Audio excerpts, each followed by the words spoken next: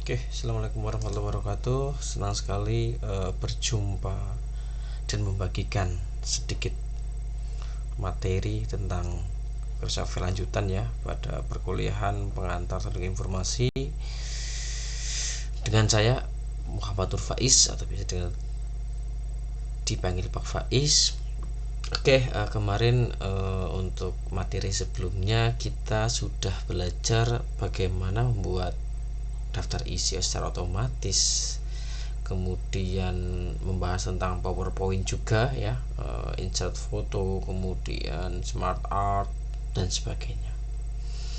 Oke, jadi untuk pertemuan pada kesempatan hari ini kita akan belajar tentang Microsoft Office lanjutan, yaitu mengenai dengan Excel. Oke. Oke, mungkin teman-teman semua itu sudah mengerti ya, sudah paham itu Excel.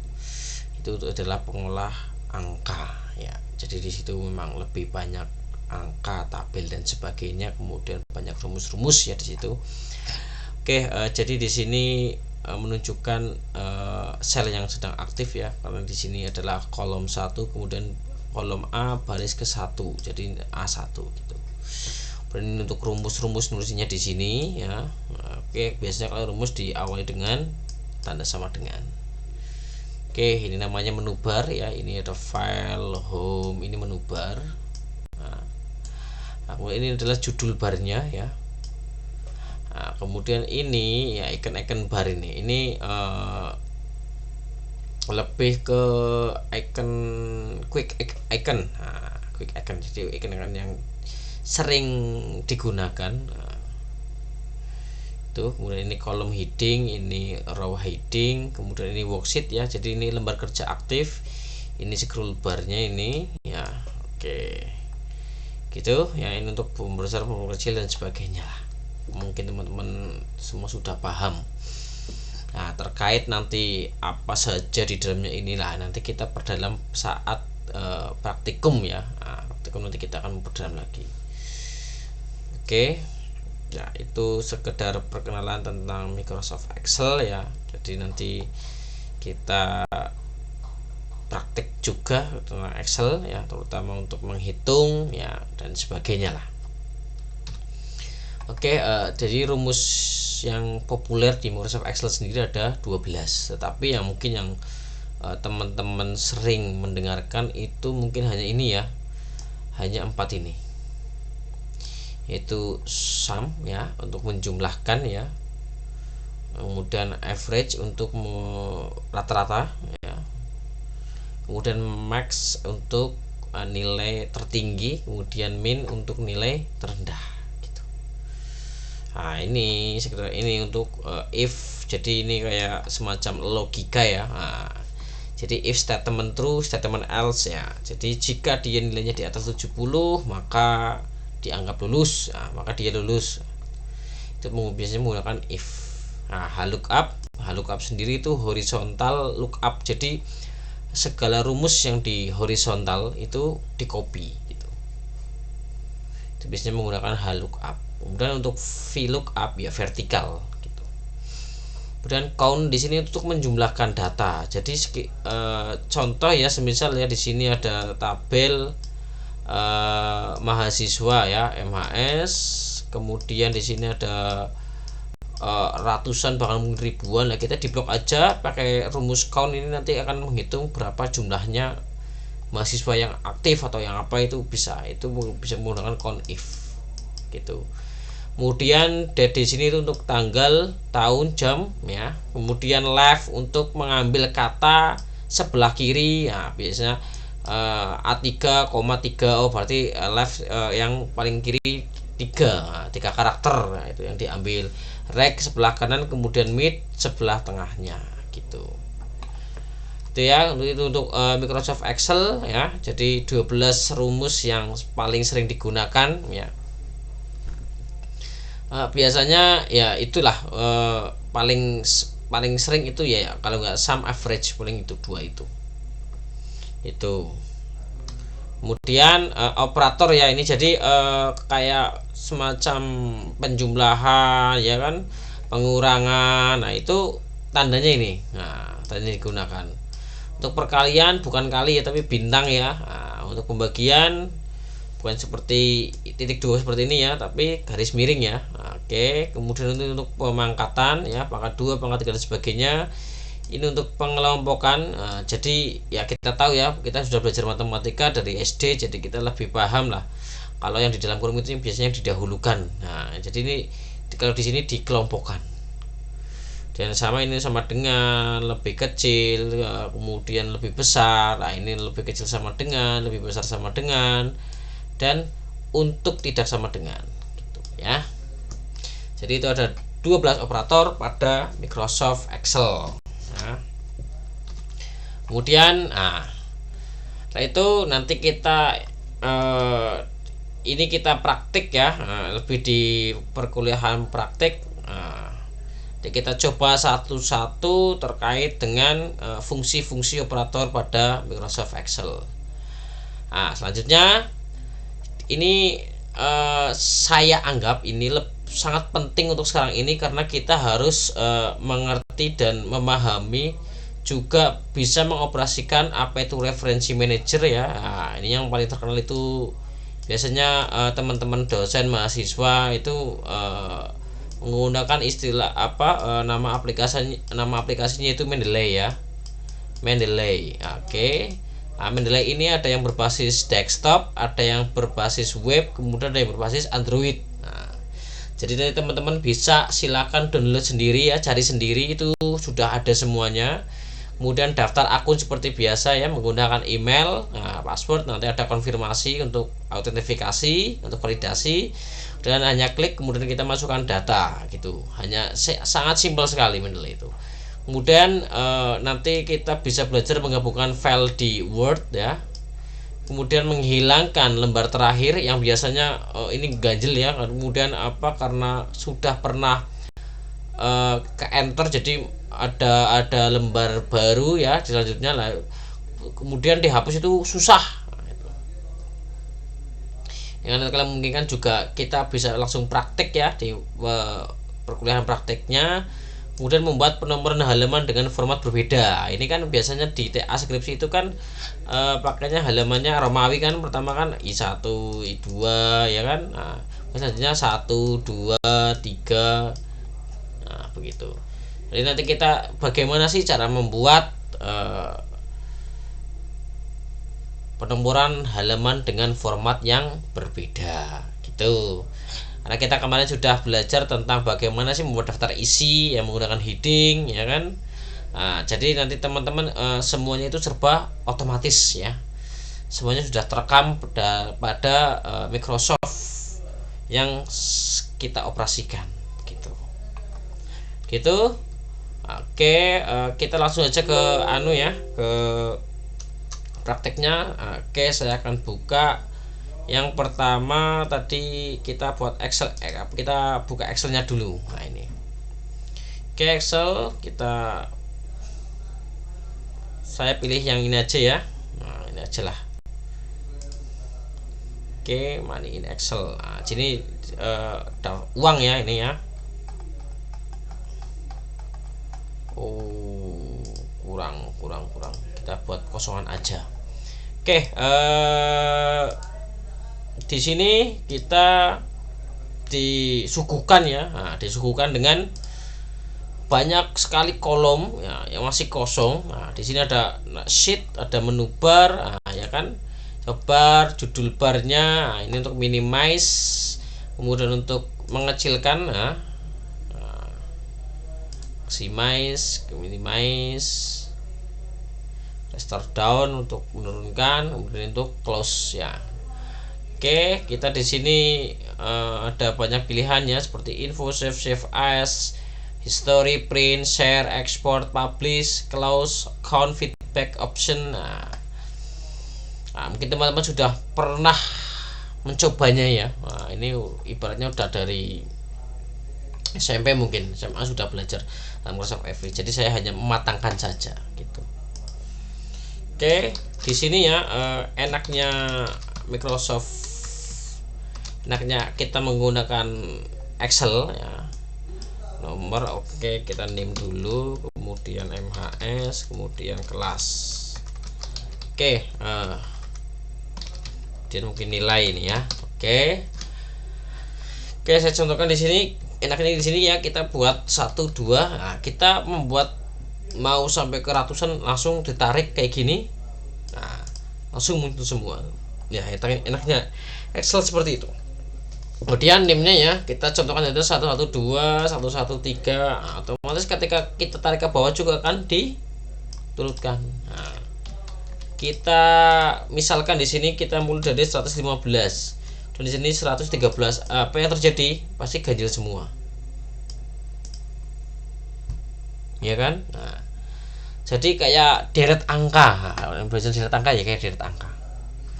Dia mengambil contohnya beda. Kalau kita hanya mengambil contohnya 1 di sini, pasti akan sama semua, 115 semua. Gitu. Ya. Oke, jadi saya contohkan saja 115 terus 14, kemudian kita turunkan ya.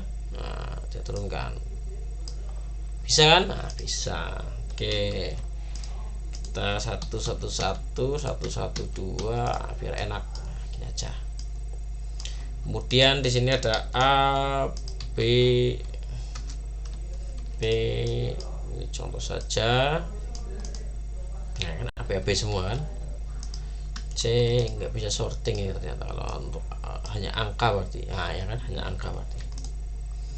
Khususan untuk angka ini. Dan kelas A, B, A, C, B, C, A, B, Oke. D, E, F, G, H.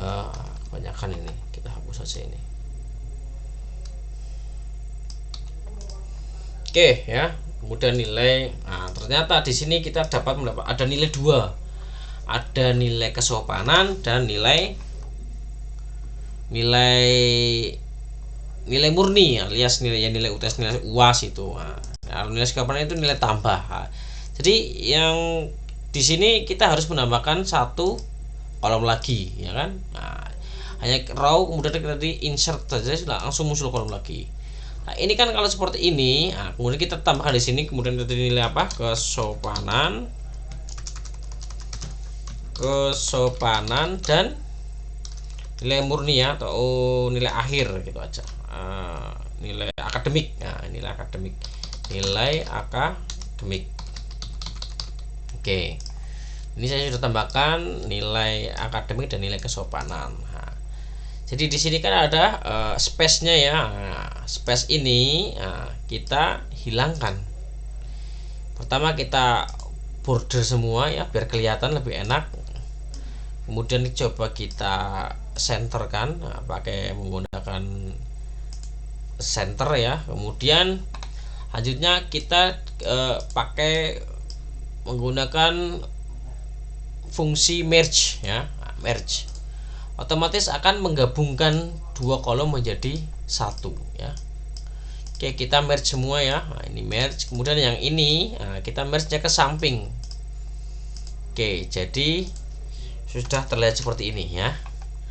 Nah, selanjutnya ini kan masih letaknya di bawah semuanya ini ya. Nah, kita tengahkan. Oke, kita rapikan dengan cara blok, kemudian klik kanan, kita ke format cell. Nah, dan ini di sini kita disuguhkan. Nah, ini ada tipenya, numbernya. Nah, ini kan bottom, kita pilih ke center semuanya aja. Oke, cukup ya, kita oke saja. Langsung otomatis masuk ke tengah. Oke, kemudian kita di sini kita masukkan angka ya, 80, 78, 56, 70, 80, 80, 78, 90, 90, dan 2, 76, 75, 78, 89, 67, 78. Oke, jadi di sini nilainya terlihat acak ya. Oke. Kemudian kita ingin mengetahui nilai kesopanan dari 8 mahasiswa, pakai menggunakan rumus. Nah, ini average. Nah, di sini kan average-nya belum dibagi. Nah, ini kita dibagi jumlahnya berapa tadi? 8. Ketemu ini rata-ratanya. Jadi rata-ratanya itu ya, rata-ratanya 76,5. Oke, ini karena menggunakan tadi saya menggunakan sum ya. Sekarang kita coba menggunakan rumus average. Nah, kan 9,5 kan? Kelihatan? Gitu ya. Rumus average langsung rata-rata.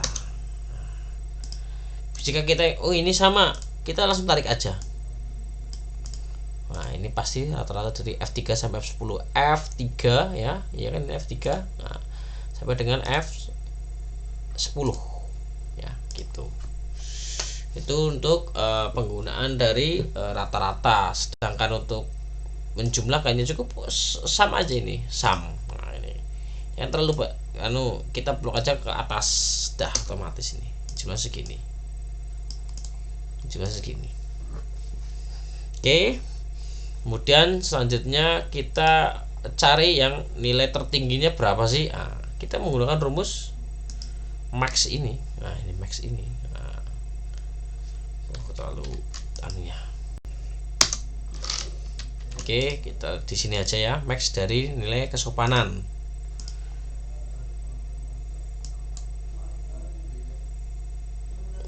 Oke, 10 ya. Bisa tulis panel di sini. Nah, ternyata nilai tertingginya 90. Kita tarik di sini juga 92 ternyata. Kemudian sebaliknya kita pakai yang min. Kita yang pakai yang min, nilai terkecil. Nah, 56. Kemudian harusnya yang ini 67 ya. Nah, ya kan? Gitu. Itu untuk Excel sederhana ya. Nanti kita bisa membuat filter di sini ya. Nah, jadi kita bisa mengurutkan. Nah, ya. Kita mau ini sorting sama filter ini. Kita mau filter yang, nah, ini nanti ada pilihannya. Filter yang nilainya berapa itu bisa. Tuh, atau mungkin di sini mau difilter bisa. Kita filter ya. Kita filter. Oh, ini langsung, ini kali ini auto ya. Nah, ini auto. Coba lagi kita sorting lagi. Sebentar. Continue. Oke. Sorting.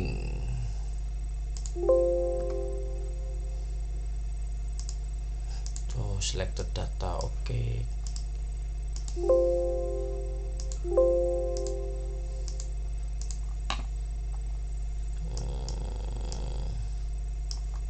sini mungkin.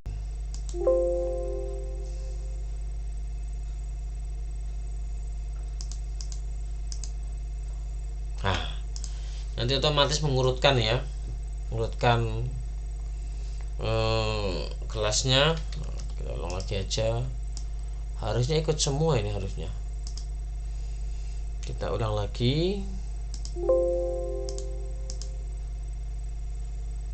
Kolom cuma kolom D ya. Sort by self values. Coba kita ya, ini langsung nanti otomatis harusnya kita blok semuanya ya. Nah, jadi nanti kita di sini akan ikut semuanya. Kemudian kita pakai custom sortnya kolom D. Nah, nanti otomatis ikut semuanya gitu ya. Jadi kita mau cari yang kelas A ya kan, ini kelas A. Nah, ini kelas A, ini nilainya ini, kelas B nilainya ini, kelas C ini, gitu ya, untuk fasilitas sort dan filternya. Oke, kemudian tadi kita apalagi ya, max min sudah. Walaupun untuk ini nanti kita langsung ke praktekkan ya. Nah, ini bisa nih pakai countnya tadi, countnya untuk menghitung jumlahnya. Harusnya berapa ini? Harusnya 8 ya. Nah, ini more function, kita pakai countnya di sini ya, E3 ya. Nah, kita lihat E3 sampai dengan E10. Nah, 8 harusnya. Ya, betul. Ini 8 sama. Untuk karena menghitung jumlah ini ada berapa sih? Jika sampai berapa ini 13, ya maka kamu tambah lagi, tambah 3 lagi ya kan, 1 2 3 sampai 14 gaji 12 gitu ya. Itu untuk Excel dasar itu seperti itu ya. Dan ketika kita mau ngeprint yang hanya tabel ini, maka langsung di blok dulu ya, kita file, bisa print, kemudian selected area di sini. Nah, selected print selection, nah ini langsung muncul. Jika mau print di kertas, di ukuran dan sebagainya diukur, kita di print aja berapa. Gitu ya, itu untuk Excel ya. Nah, ini garis ini untuk menandakan bahwa lembar kerja kita tuh kalau di print itu hanya segini ya, gitu. Oke, kemudian kita lanjut ke tadi Microsoft Word ya. Nah, di Microsoft Word sendiri ada referensi manual ya, tapi jujur ya, kayaknya udah lupa itu menggunakan manual seperti apa, karena udah terbiasa menggunakan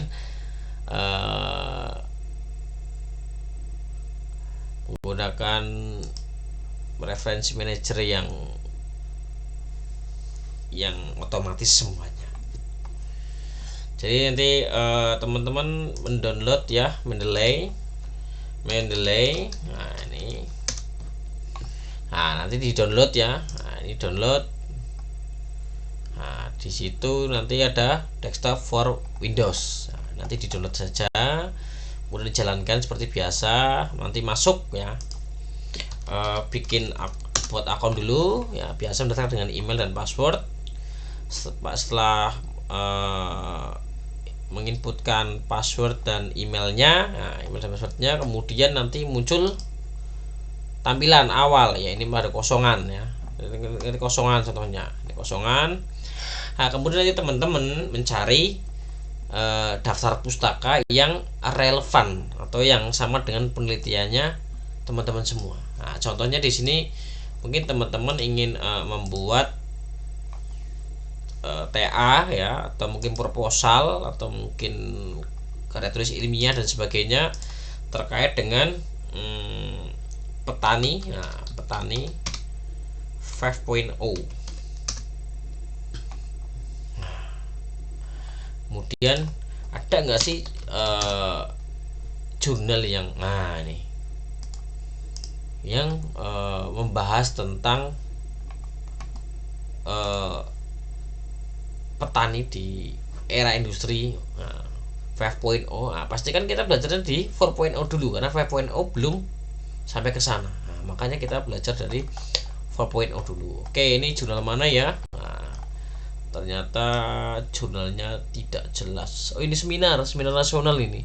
Seminar nasional pembangunan pertanian ini. Ya. Proceeding ini namanya istilahnya. Nah, kita nanti carinya yang jurnal. Nah, bisa lewat ini ya, dengan model seperti ini, kemudian bisa dengan menggunakan Google Scholar ya. Oke, Google Scholar, kemudian kita bisa mencari, kita buka my profile dulu, kemudian kita di sini searching saja agro, kata kuncinya agro industri dulu, agro industri. Nah ini kan profile, kita ganti dengan artikel. Nah muncul semua ini. Kemudian kita bisa sort ya, bisa sorting dari 2017. Nah akhirnya muncul semua ini. Itu baru-baru semua ini. Ini penerapan ilmu manajemen pengembangan agroindustri biogas dari limbah kotoran sapi. Nah, kemudian ini ini jurnal juga ya, dari tahun 2017, ini jurnal manajemen dan agribisnis. Oke, kita coba buka satu ya. Oke, kita coba buka satu.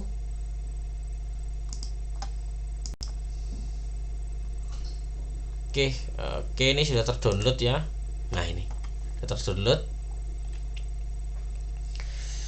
Dari tulisannya Nandika, Aisyah Pratiwi, Haryanto, dan Arif Daryanto dari IPP Bogor ya.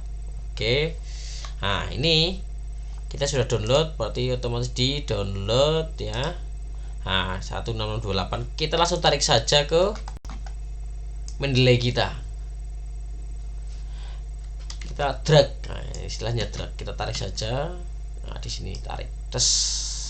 Nah, nanti masuk ini langsung ya kan, Pratiwi ya kan. Nah, Nandika Aisyah Pratiwi, jurnalnya apa, tahun berapa, volume berapa, page-nya berapa ya kan, halamannya berapa, kemudian judulnya apa, ini langsung teks semua. Nah, di sini patokannya ini ya, namanya DOI, Digital Object Identifier. Jadi untuk mengidentifikasi dokumen yang digital, yang mana namanya DOI. Oke ya. Nah, ini benar nggak tadi ini volume 14 nomor 2 Juli 2017 ya kan ya, lengkap semuanya. Oke, kemudian setelah itu teman-teman nanti, nah ini contoh jurnal template-nya dari PNC ya. Di sini PNC, kemudian contohnya di sini di pendahuluan ya, teman-teman menulis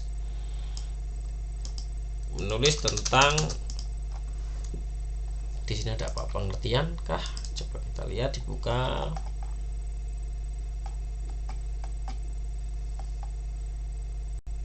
Nah, ini kita ambil data ini ya, kita copy, kita bisa tandai di sini di highlight ya, atau mungkin bisa di note di sini ya. Note di sini kita note di sini, mengambil data BPS, itu aja nggak apa-apa. Jadi untuk pertanda bahwa kita itu sudah mensitasi dari paper tersebut, papernya Nandika Aisyah Pratiwi. Oke, kita langsung pastekan saja di sini. Nah, kan muncul ini. Nah, kalau ini kita copy semua, otomatis kena plagiarisme ya, plagiat ini. Jadi kita harus bisa memparafrasenya. Contohnya di sini berdasarkan data BPS 2013 diketahui bahwa industri non migas memiliki kontribusi sebesar 92,62%. Nah, jadi kita balik saja. Industri non migas memiliki kontribusi sebesar 92,60%, berdasarkan data BPS tahun 2013. Gitu aja. Kan intinya artinya itu sama ya kan. Hanya mungkin kalimat aktif jadi pasif dan sebagainya gitu. Jadi nggak kena plagiarisme namanya. Oke, kita kayak gini.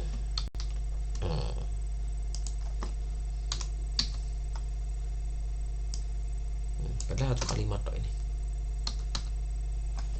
ya. Nah, contohnya seperti ini.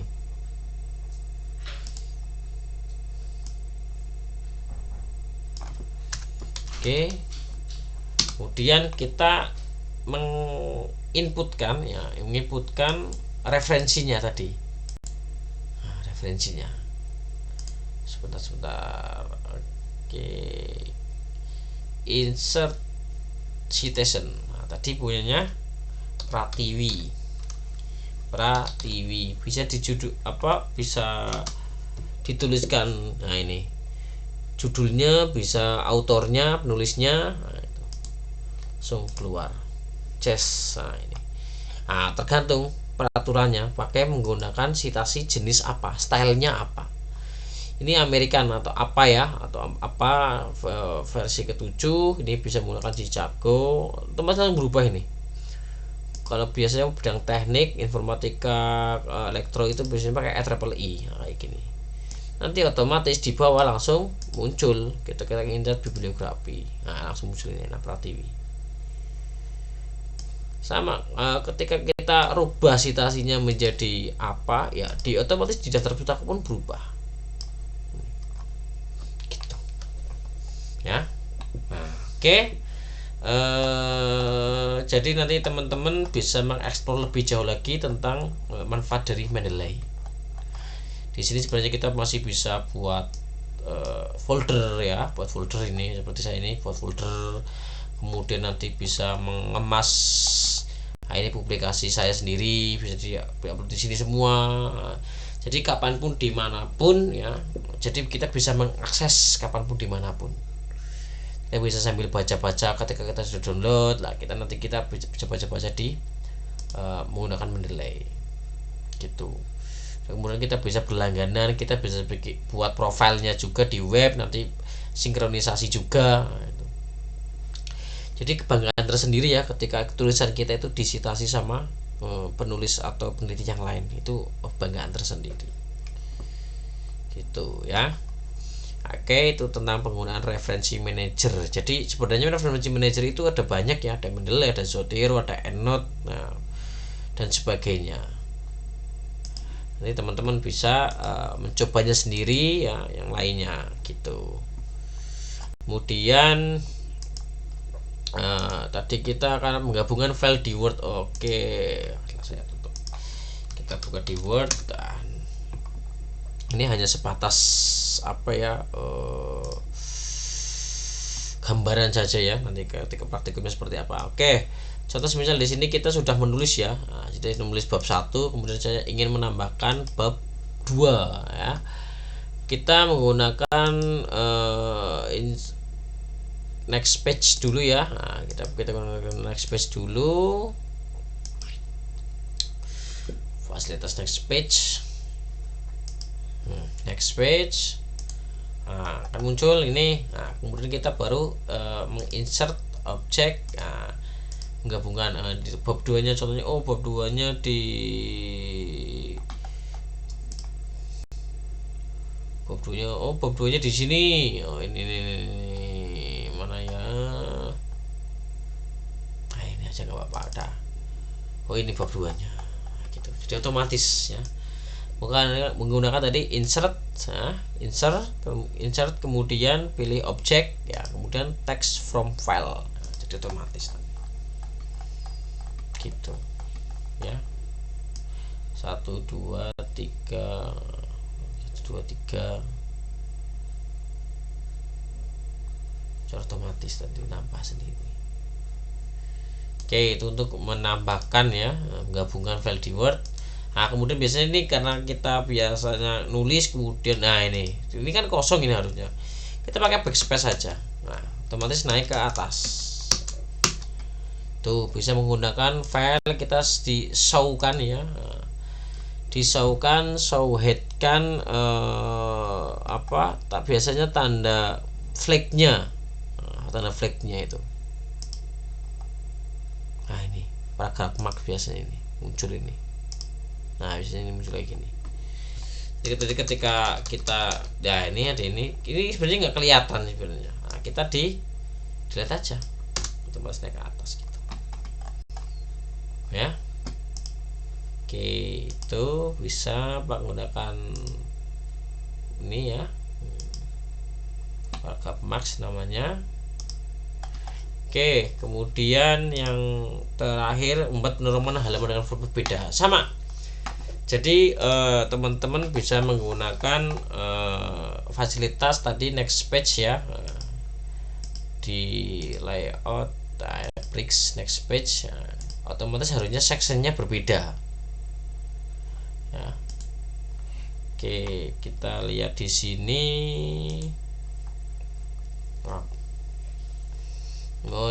notes. Oke, biasanya ada section di sini. Nah, ini footer section. Nah, ini bisa di